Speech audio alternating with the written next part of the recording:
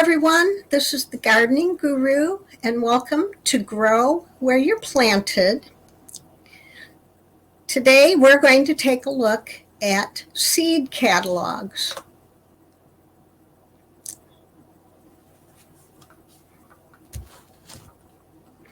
Well, hi, everyone. I'm sitting here at my kitchen table with my seed catalogs. I have a cup of coffee, and I have my notebook and a pencil to take notes, and I have my seed catalogs. It's cold January evening, it snowed yesterday, and there's no way I can go out and garden, but this is the perfect time of year to be planning my next summer's garden, and to daydream and to imagine what I want it to look like. So that's when you want to browse seed catalogs. And while I'm waiting for some of this year's catalogs to arrive, I have old catalogs that I saved. And I do that. I save old catalogs for reference, to research, and just to browse through. Now, a lot of seed companies have online, they have websites that you can go to for ordering, and they have apps you can download onto your phone. So you might be asking yourself, why would I want a paper seed catalog when I can just go online? Well, ever since the pandemic, we have done so much of our communicating and our work and our research online that sometimes it's good to take a break from the screen. And I like having catalogs where you can take notes in the margins and you can dog ear them and just, refer back to them whenever you want. You can take them and while you're waiting in the car or, just sitting in your living room in a chair. And these seed catalogs are really amazing. They're beautiful. They're professionally put together, gorgeous layout, beautiful pictures, and the write-ups are very entertaining. They really do stimulate the imagination. In fact, I'm going to read you just two or three of the seed descriptions that they have. This one is for zinnias, and this is in the Burpee catalog. This is a lime green zinnia. It's called Tequila Lime.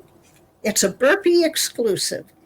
You will marvel at the clear, crisp green of these large, perfectly rounded flowers that grow up to 3 inches in diameter. Perfect for cutting. Height 30 inches. Full sun. Yeah, doesn't that sound like fun? Tequila Lime. Here, from another catalog, Nature and Nurture. This is a little more down home in its description. It's called the Thelma Sanders Squash. Okay, 90 days to maturity. We first grew Thelma Sanders in 2008, and boy, were we blown away. We were looking for a vigorous, high-yielding, and great-tasting winter squash with consistent ripening, and this one fit the bill. An heirloom originally from Missouri, it was saved by squash seed collectors Sue and Tom Canoche of Sardinia, Ohio. Squash are tan and flesh is light and creamy with a distinctive sweet taste of autumn. A real treat when baked and buttered. Aunt Linda can't get enough of the squash. Also makes great squash soup. We were pleasantly surprised to discover that Thelma Sanders is sweet and delicious when eaten as an immature summer squash as well. Dense vining plants make a good ground cover for weed control. Fruit stores until February under good storage conditions. Seeds grown by nature and nurture seeds. And here's one last one, just to give you an idea of kind of the fun reading when you thumb through a seed catalog. Here's the Mammoth Red Clover. This one is from Johnny's Seeds, and they have a lot of ground covers and green manures. They sell to farmers commercially and also to home growers. This one, Mammoth Red Clover, the best clover for poor soils. A tall 2 to 3 foot quick-growing clover, exceptionally cold tolerant, will fix up to 70 to 110 pounds of nitrogen per acre.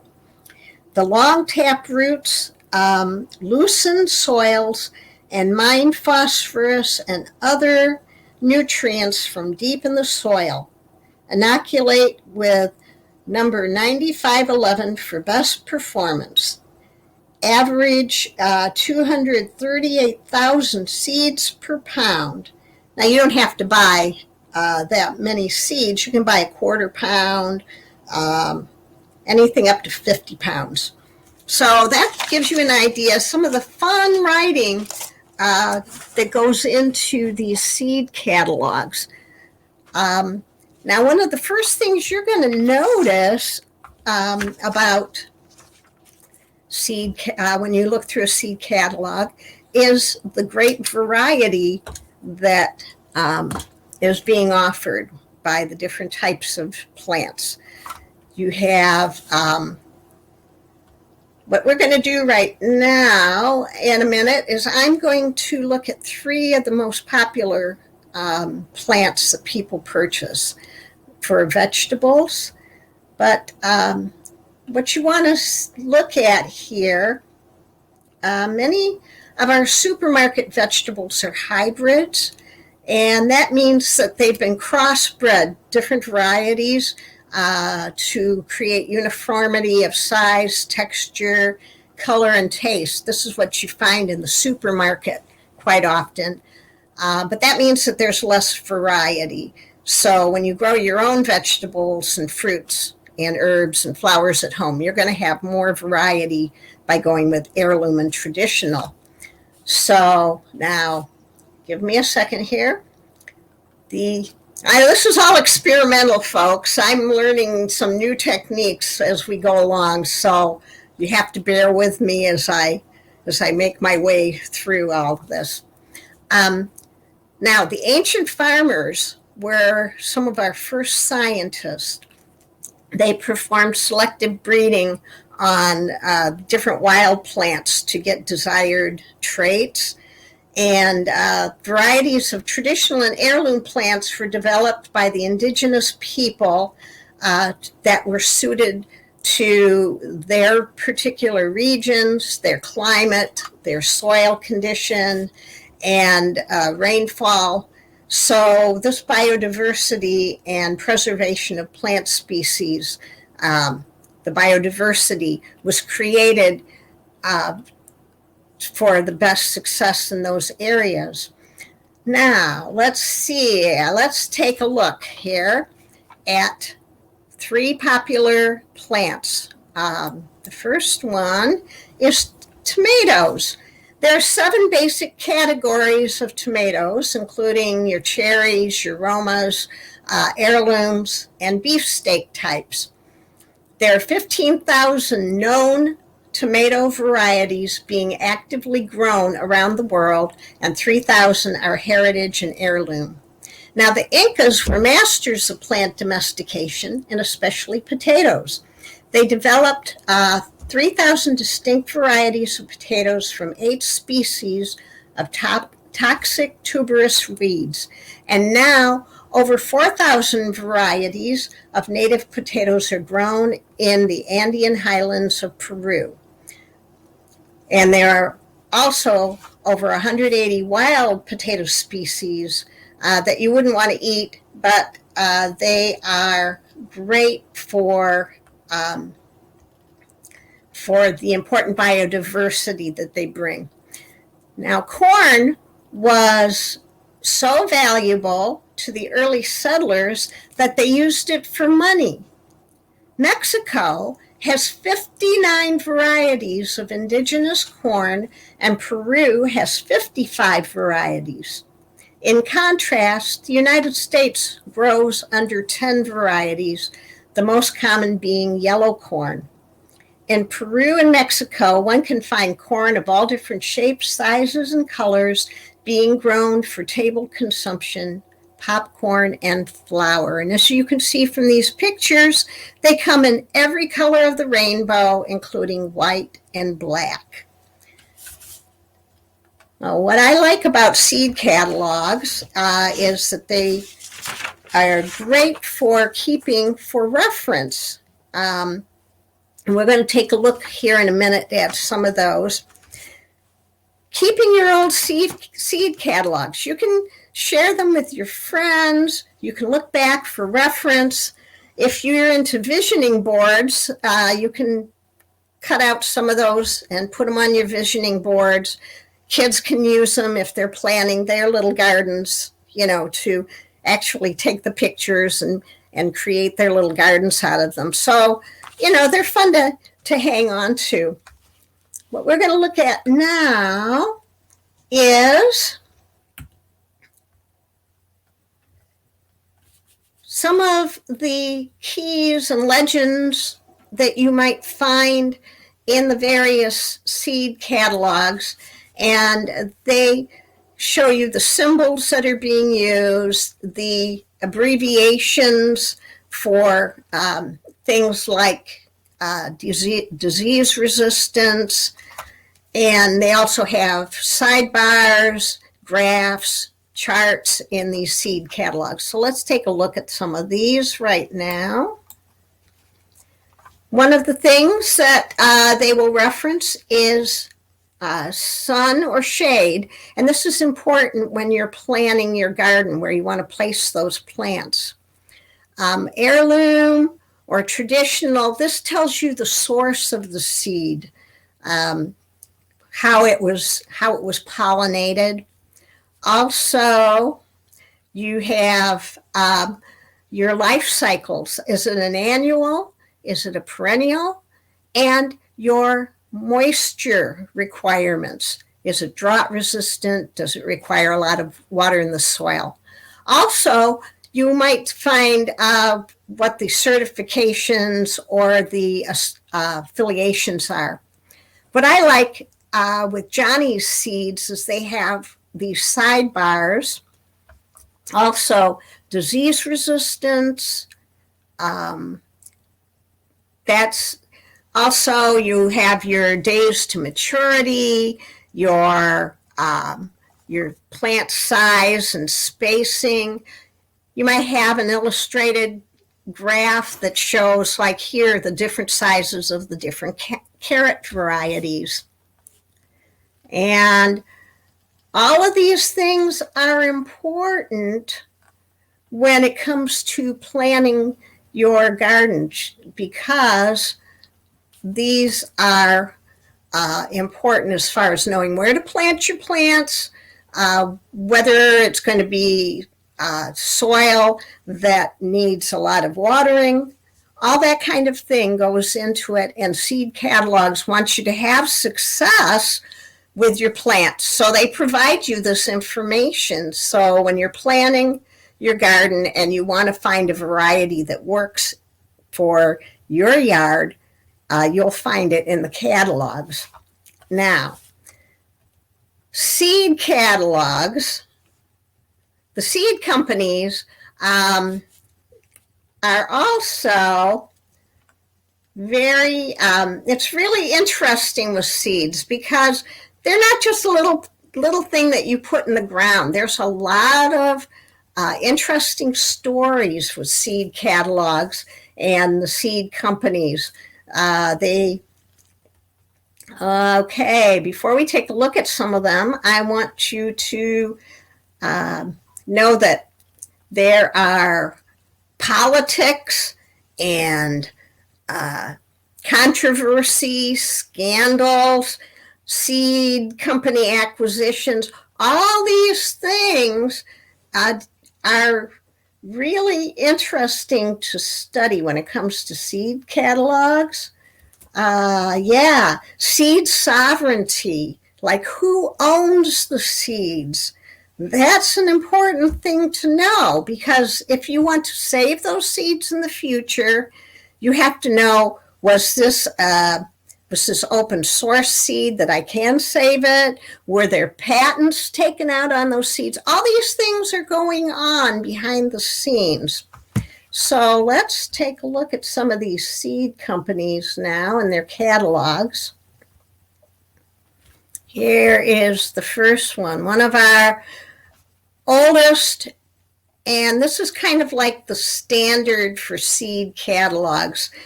When you take a look at seed catalogs, you're going to notice how they're laid out.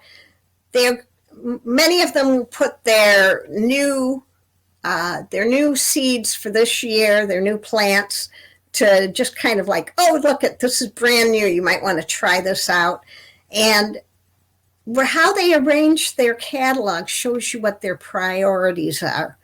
If they put flowers first, that means that they are more interested in flowers than they are in fruits and vegetables. So those are the things you look at when you're looking at a seed catalog. Okay, here's our first one, the Burpee Company. This seed company was founded in 1876 in Philadelphia, Pennsylvania. It started as a mail-order chicken business. The farm was likely the first experimental test field station in the United States. In 1900, distant cousin Luther Burbank visited the farm, inspiring him to create his own experiments. He later created additional research stations, including in California in 1909, to test his seeds. By the turn of the century, Burpee's had created one of the largest mail and freight businesses of the time. Now, after changing hands through a number of companies, it was finally purchased by George Ball Incorporated.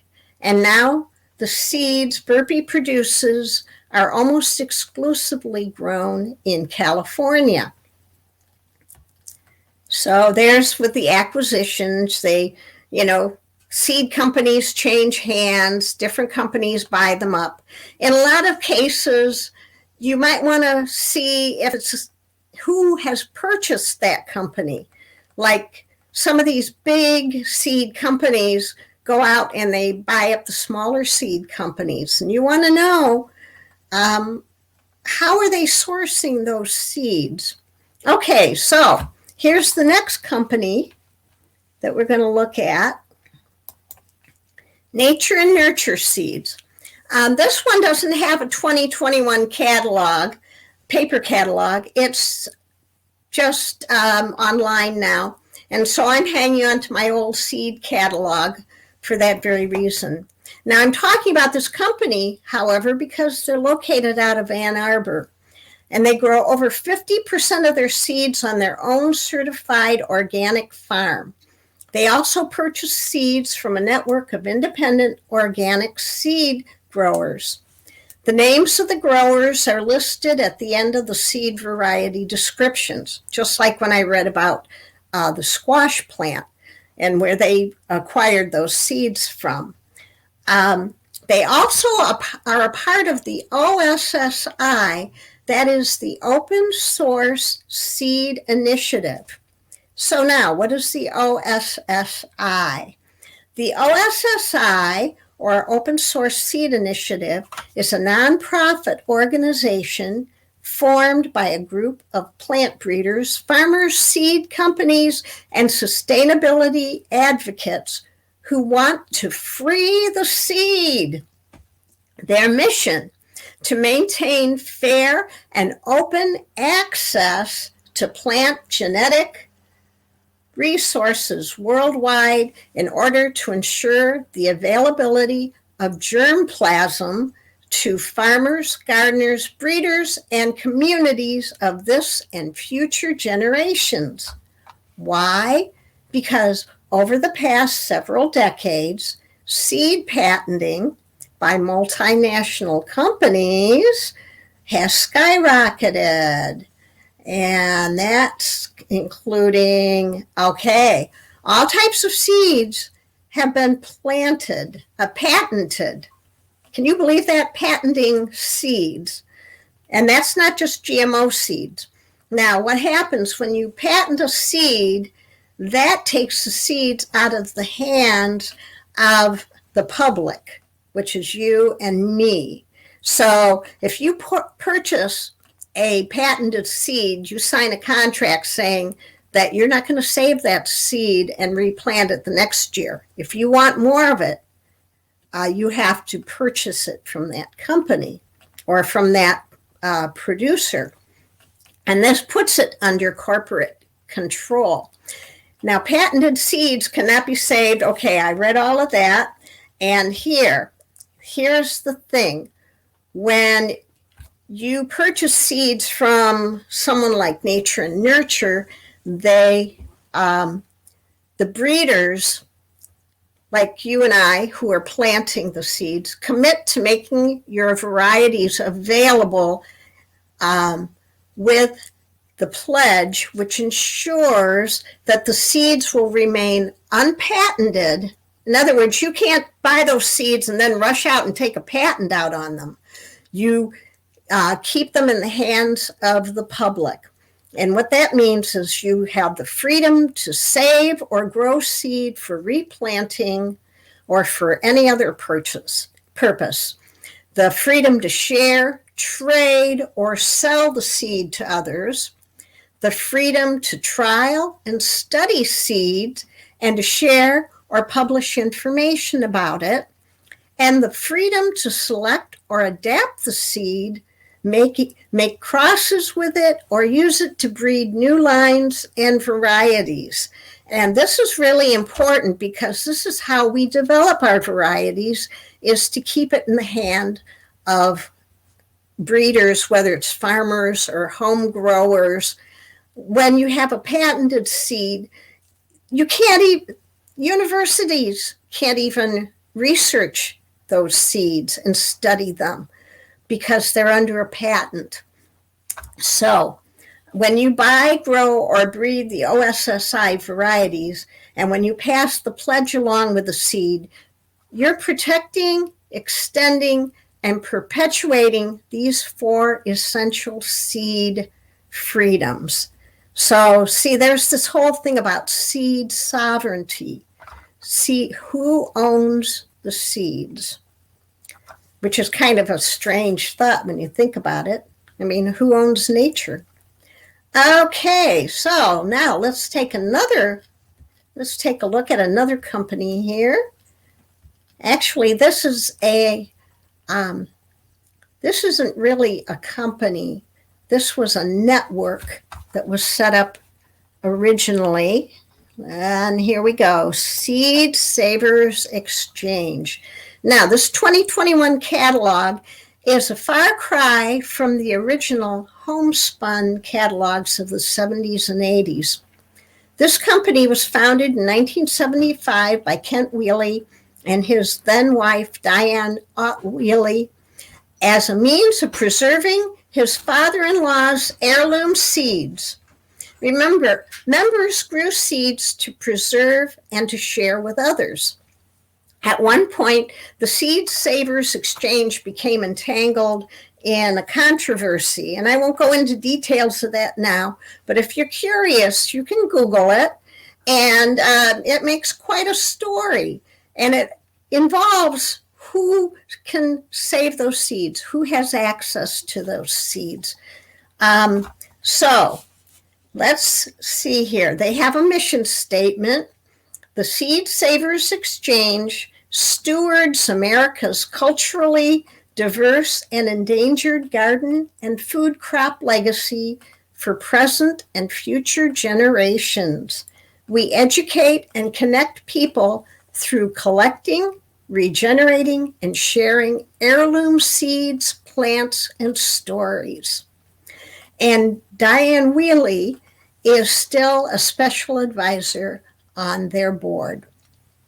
Okay, now another seed catalog, another seed company. I read you one of their varieties of the clover. Let's take a look here at Johnny's. I'm still waiting for my 2021 catalog to arrive. That's why it's good to have old catalogs lying around in the meantime. Johnny's Seeds is for commercial and home growers with a commitment to organic varieties. Johnny's purchases many of its seeds from Summonus, which was bought out by Monsanto. So it's a good idea to inquire with a company if you're in doubt about a particular plant. They do their own breeding program, however, and they purchase from small independent breeders. So there is that. I like how Johnny's has detailed growing information on the different varieties of the vegetables, very detailed. And they offer cover crops, grains, and green manures like rye, clovers, and alfalfa for commercial growers. I'm excited because I'm going to purchase some clovers to broadcast into my grass this summer. They also have garden supplies and equipment, and Johnny's Selected Seeds was one of the original signers of the Safe Seed Pledge in 1999. So what is the Safe Seed Pledge? Well, they're one of 9 original signers of the Safe Seed Pledge, and that is that agriculture and seeds provide the basis upon which our lives depend. We must protect this foundation as a safe and genetically stable source for future generations, for the benefit of all farmers, gardeners, and consumers who want an alternative.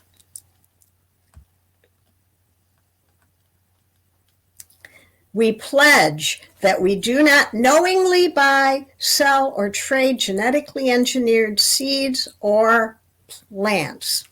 The mechanical transfer of genetic material outside of natural reproductive methods and between genera, families, or kingdoms poses great biological risks, as well as economic, political, and cultural threats. We feel that genetically engineered varieties have been insufficiently tested prior to public release. More research and testing are necessary to further assess the potential risks of genetically engineered seeds. Further, we wish to support agricultural progress that leads to healthier soils, genetically diverse agricultural ecosystems, and ultimately healthy people and communities. Johnny's invites organizations, governments, businesses, and individuals to join us in our support of the Safe Seed Initiative. So that kind of gives you an idea of the philosophy of a seed catalog or a seed company and where they source their seeds. And you know, these are important things when you're going to be purchasing. You want to know, where do you source your seeds from? Where do you stand? Okay, now this next catalog is, I'm working off of 2 laptops, folks, so I get a little confused with the mouse sometimes. Aha! I love this one. I just discovered this year. It's called Strictly Medicinal Seeds, and it's such a simple little catalog. Comes on copier paper with simple drawings of the plants and typewritten descriptions of the herbal medicinal properties of each plant. This is a family-owned company, and it offers organic, GMO-free, open-pollinated seeds, live roots, and plants, along with books and seed and tincture processing equipment. And I also discovered something. This was really cute. While I was looking through this catalog, there is actually at the bottom of each page a little story, and it goes like this. It starts out that the little girl comes in and she says, "Mommy, is it okay if I eat the dandelions?" asked Susie, holding a drooping bouquet. "Normally, yes," answered her mom, Grace, wiping her hands on a gingham apron. "But the French call it pis en lit, which means piss the bed, and well, I know." Susie's bouquet seemed to droop even more. "I have a problem with that." "If you're hungry," continued her mom brightly, "I can make you some nice oatmeal." Yuck. The child wrinkled her nose and snorted. "Not again." "Well then," replied the mom, her hands on hips, "how about chickweed pesto and pasta?" "Ooh, that sounds yummy.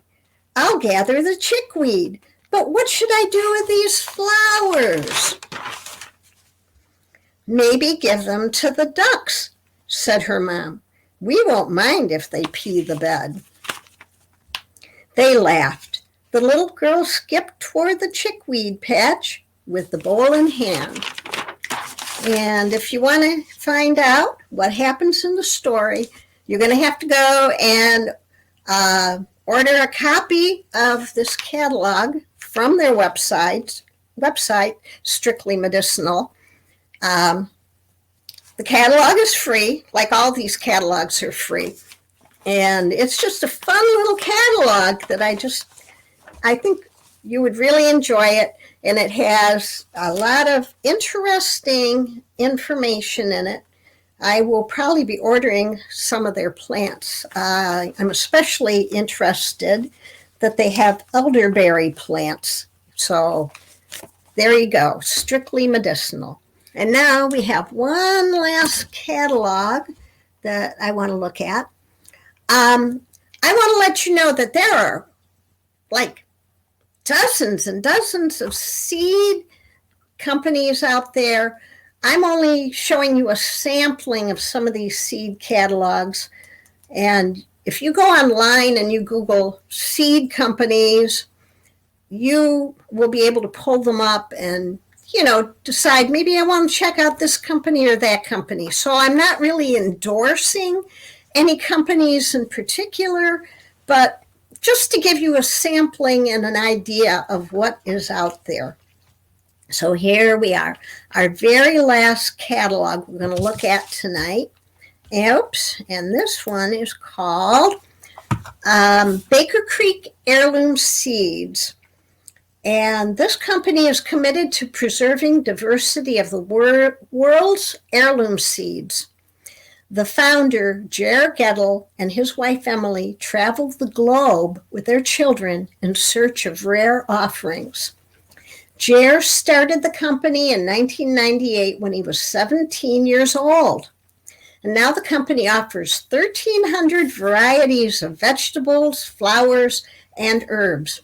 And over the last several years, the Gettles have expanded their operations to include a seed bank in Burbank. It's in Petaluma, California, as well as purchasing and expanding the Comstock Ferry Seed Company, which is the oldest continuously operating seed company in New England. They also work to supply free seeds to many of the world's poorest countries. And pre-pandemic, Baker Creek hosted planting festivals and heirloom expos. They use family members and staff as models in their catalogs, dressed up in homespun costumes. It's a really fun catalog and a really fun company. So there you have it. That's just a sampling of some of the many seed catalogs that are out there.